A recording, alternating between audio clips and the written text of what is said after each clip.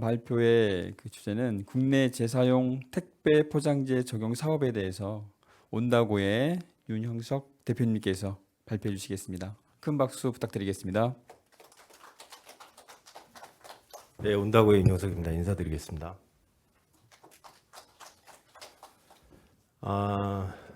그 B2B 쪽 이제 설명을 들었고 이제 오늘 제가 설명을 드려야 될 부분 이제 온라인 쪽 B2C 부분입니다.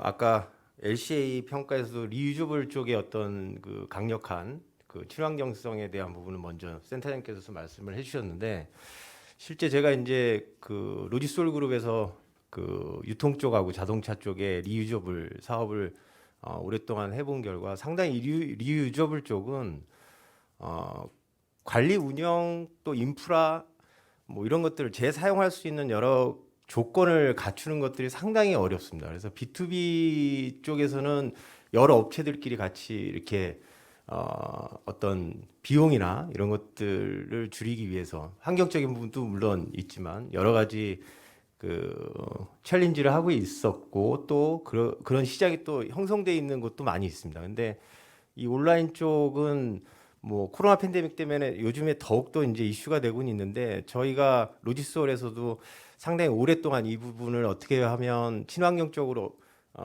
좀 전환해 볼까라고 도전을 많이 했습니다. 또 이제 연구도 많이 했고요. 그래서 오늘 제가 좀 설명을 드리려고 하는 거는 향후에 이런 방향으로 좀 접근을 해서 가야 되지 않을까. 그리고 마지막에 이제 B2C이기 때문에 고객들의 어떤 생각, 소비자들의 생각이 상당히 중요하고 의식의 전환이 중요할 것 같아요. 그래서 그런 부분을 같이 공유하고 생각을 좀 가져보는 내용으로 제가 발표를 하도록 하겠습니다.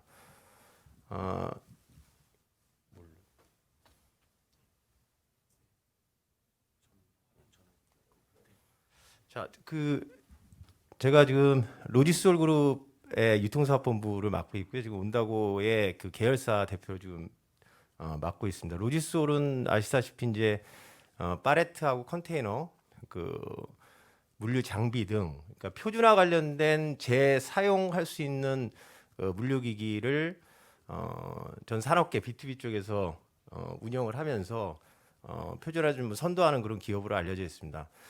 국내 한 15만 개 기업과 이제 물류 서비스를 공유하고 있고 이제 해외 쪽은 현재 한 14개 이제 해외 법인이 나가 있고요. 이제 글로벌 스탠다드에 맞춰서 이런 그 비즈니스를 B2B 쪽으로 좀 확대하려고 챌린지를 하고 있습니다.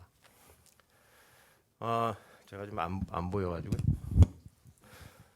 그 온라인 유통 포장에 대한 시장 현황을 뭐 간략하게 좀 설명을 드리면 뭐 더 잘 아실 것 같습니다. 2020년 택배 물동량이 35억만 개.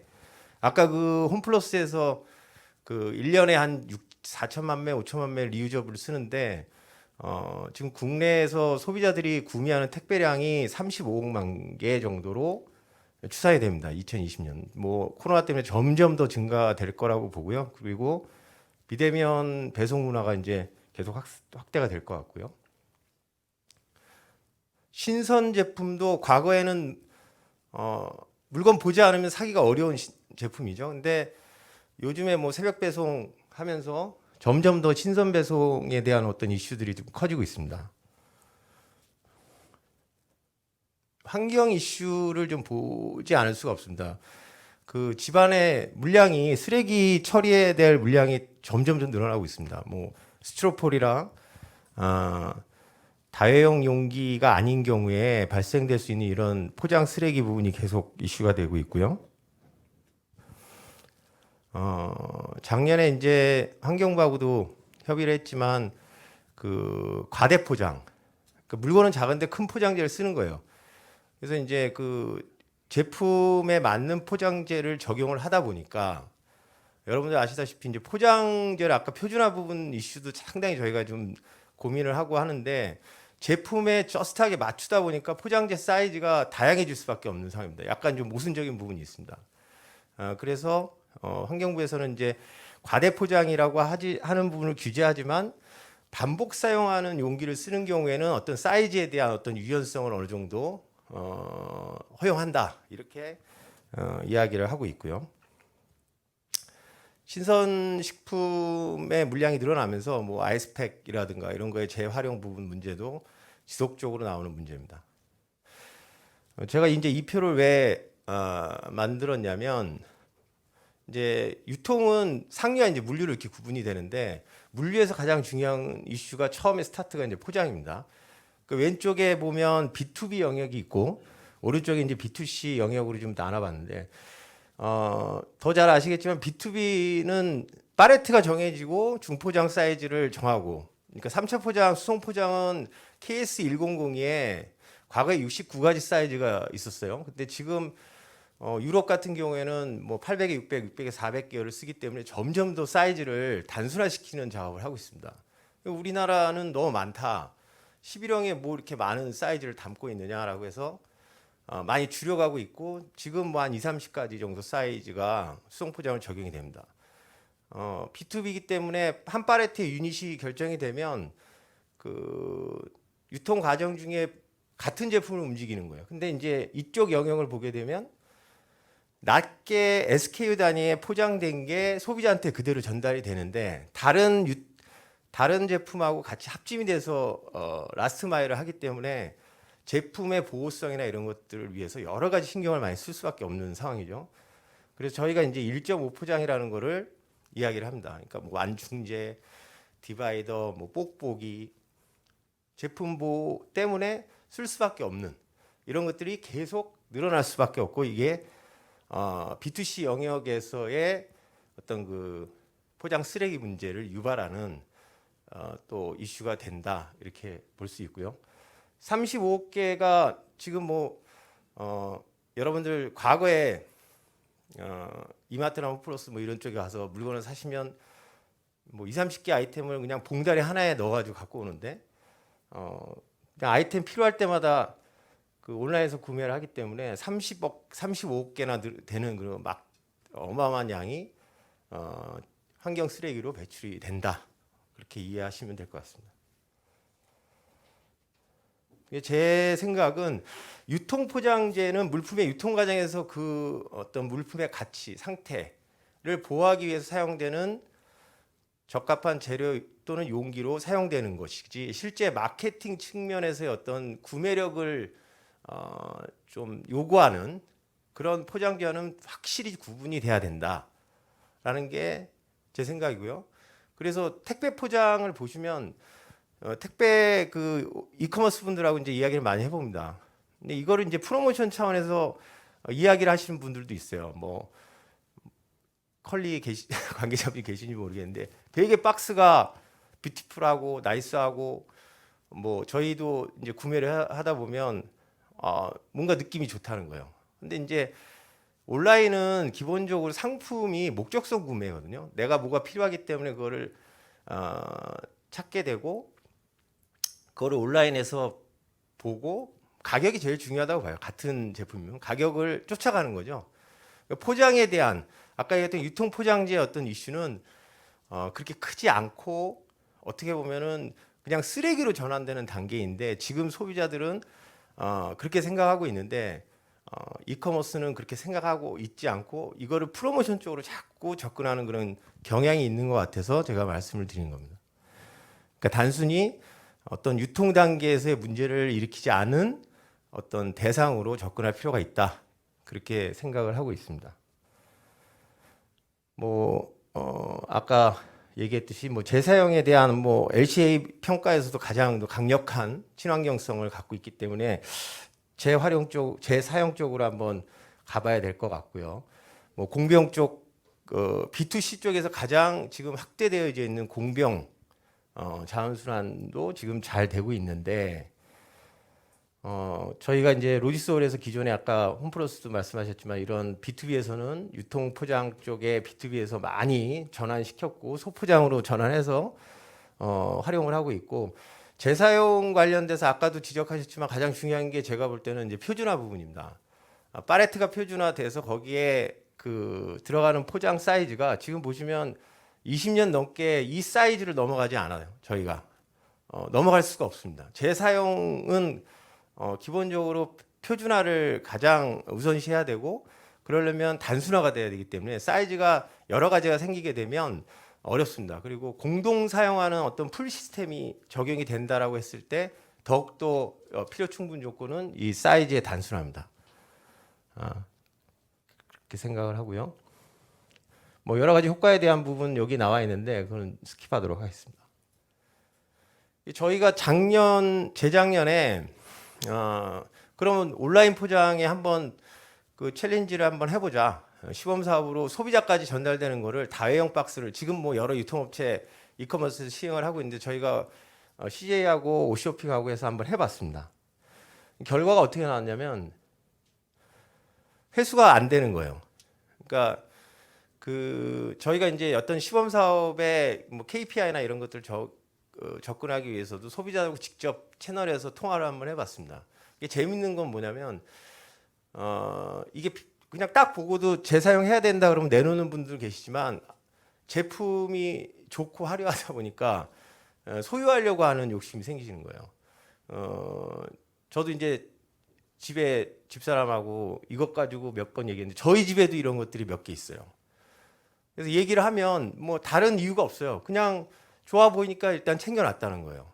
이런 부분이 어쨌든 재사용을 유도하기에 상당히 큰 걸림돌이 될 수 있다라는 거죠. 일단 방향은 저희가 이렇게 잡고 있습니다. 앞서 얘기했듯이 표준화, 사이즈의 표준화와 단순화가 되게 중요하다고 말씀드렸다시피 사이즈를 일단 드라이 상품하고 웨트 상품, 상온과 저온 상품으로 저희가 개발을 했고요.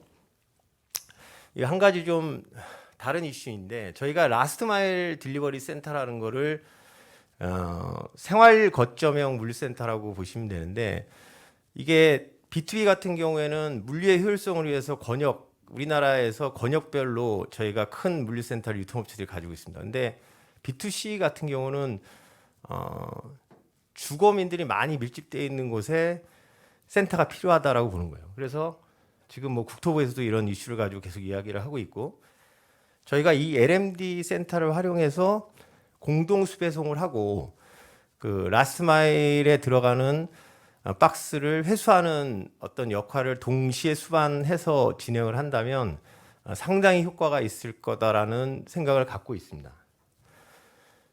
자, 보시다시피 지금 왼쪽에 있는 차량은 여러분들 뭐 아파트에 살고 계시면 여러 그 택배 회사들이 거기에 주정차를 하고 박스를 찾는 작업을 하고 있는 택배 기사분들 많이 보이실 겁니다. 라스트 마일이라고 하는 거는 실제 이 업무에 들어가는 지금 제가 말씀드린 이 업무에 들어가는 그 행위인데 실제 전체 택배 비용 중에 한 52% 정도가 라스트 마일에 들어가는 에너지다라는 그 통계가 있습니다. 그만큼 어려운 단계죠. 아파트 올라갔다 내려갔다 배달하고 박스를 찾고 이런 것들이 각 개별 택배사별로 이렇게 이루어지는데 환경 혼잡도도 상당히 이슈가 됩니다. 생활 거점 내에서. 그래서 LMD가 누워지면 대형 차량으로 밀크런에서 납품을 하고 이 LMD에서는 다음과 같이 모든 택배사나 이커머스들의 제품을 같이 공동 배송하는 방식으로 가야 생활 거점 안에서의 배송 물류를 혼잡도도 줄일 수 있고 그리고 표준화된 용기로 같이 사용할 수 있는 어떤 시스템이 가능하지 않을까 이렇게 생각이 되어집니다. 필요한 아이템들이 많이 있습니다. 상당히 복잡해 보이고 어려울 수 있는데 이게 정착되게 되면 상당히 파워풀하고 강력한 솔루션이 될 거라고 저는 믿고 있고요. 표준화된 박스 저희가 본 사업에 가면 전체 90%의 택배 물량에 사이즈 5개, 상온 5개, 저온 5개 정도로 다 커버할 수 있다고 봅니다. 아까 B2B에서 제가 말씀드린 대로 3가지 사이즈, 물론 높이는 좀 다르지만 그걸 전체적으로 우리 유통시장의 신선식품을 다 담고 있습니다. 표준화는 단순화가 힘이기 때문에 저는 5개 정도로 전체 택배 물량을 운영할 수 있고요. 있다고 생각하고요. 그 생활 물류 거점 라스트 마일 딜리버리 센터가 필요하고요.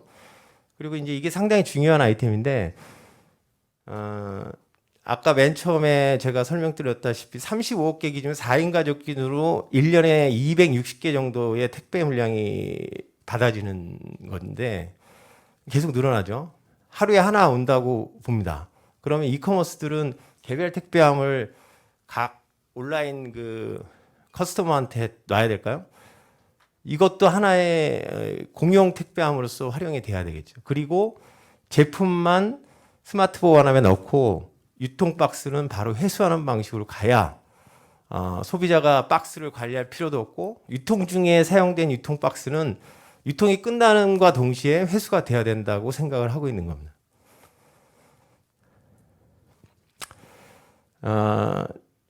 이커머스들이 공동으로 같이 사용하고 LMD까지 보내주면 LMD에서 라스트마일까지 통합 배송을 하고 박스는 제품만 놓고 바로 회수해서 세척해서 필요한 수량만큼 다시 이커머스에 공급하는 프로세스입니다. 아이디얼하지만 정책적으로 여러 가지 지금 저희들한테 좋은 기회를 주시고 계시고 어저께 그 산자부 자원순환 정책과에서도 내년도 내후년도까지 서울 도심 지역에서 시범 사업 계속 진행하면서 확대할 예정입니다.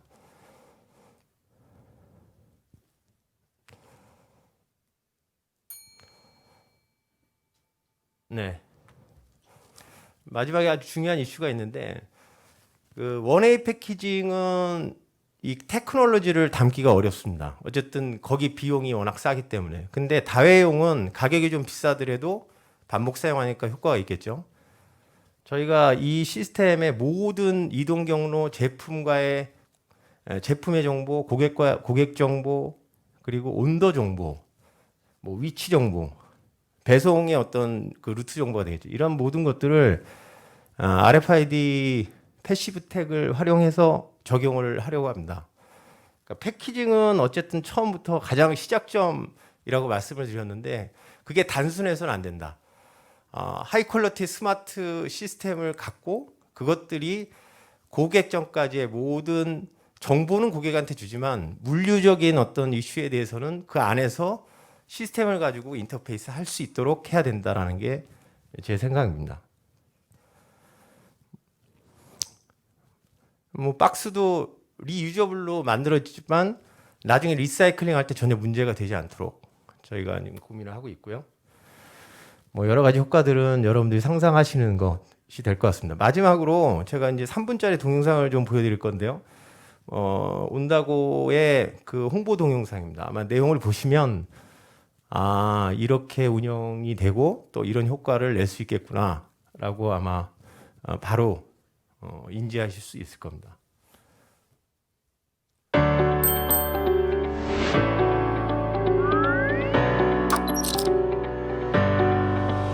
국내 온라인 배송 시장이 증가하고 있고 상품 파손 방지와 신선함을 위해 많은 포장 폐기물 및 과대포장으로 쓰레기 대란과 환경오염 문제가 지속적으로 발생하고 있습니다.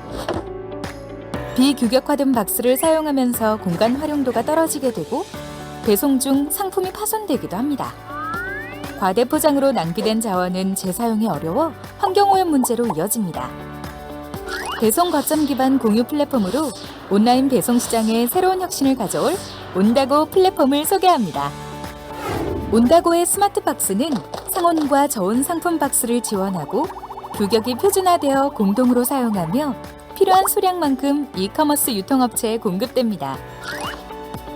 온다고의 스마트 박스는 과대 포장 없이도 적절한 온도를 유지하고 재사용되기 때문에 친환경적이며 박스를 규격화하여 공간 활용도를 높이고 거점 회수 시스템으로 분실을 방지하며 회수된 박스는 세척하여 재공급하고 이 모든 과정이 IoT로 관제되는 스마트 박스입니다. 상품을 담은 스마트 박스는 표준화된 사이즈로 공간 활용도를 높이고 제품을 보다 안전하게 배송합니다.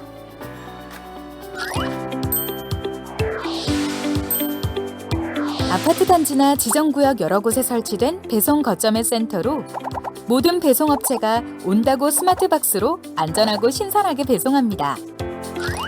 배송자는 스마트 박스를 배송 거점 센터에서 친환경 운송수단으로 이동하여 고객의 스마트 보관함에 고객이 구매한 상품만을 안전하게 전달하고 도착 알림 정보를 받은 고객은 원하는 시간에 스마트 보관함에서 상품을 받을 수 있습니다. 배송되는 제품의 상태와 위치 정보는 IoT를 통하여 실시간으로 고객에게 전달됩니다. 또한 배송 중 문제가 생겼을 경우 원격 시스템을 통해 사용자 간 실시간 소통하여 문제를 빠르게 해결합니다. 온다고 스마트 박스는 배송 거점을 거쳐 제품을 고객에게 안전하게 배송하고 회수된 박스는 깨끗하게 세척한 후 이커머스 유통업체에게 재공급하여 위생적인 선순환 시스템이 이루어집니다. 과대 포장이 없어 쓰레기가 줄어들고 새로운 일자리 창출이 기대되며 포장 폐기물 처리 비용이 절감되는 만큼 고객은 친환경 페이백을 제공받을 수 있습니다. 지구의 환경을 생각하는 배송 거점 기반 온다고 플랫폼. 고객, 배송자, 공급자 모두 우리가 살아가는 환경을 생각하고 나눔과 공유 경제를 실현하는 세상을 온다고가 책임지고 해나가겠습니다. 온다고는 표준화된 스마트 박스를 업계가 공동으로 재사용하여 포장 폐기물 쓰레기를 줄이고 라스트 마일 배송의 효율을 높여 택배 환경의 문제를 개선하는 공유 친환경 플랫폼 사업을 합니다. 온다고 플랫폼. 네, 여기까지 마치겠습니다. 감사합니다.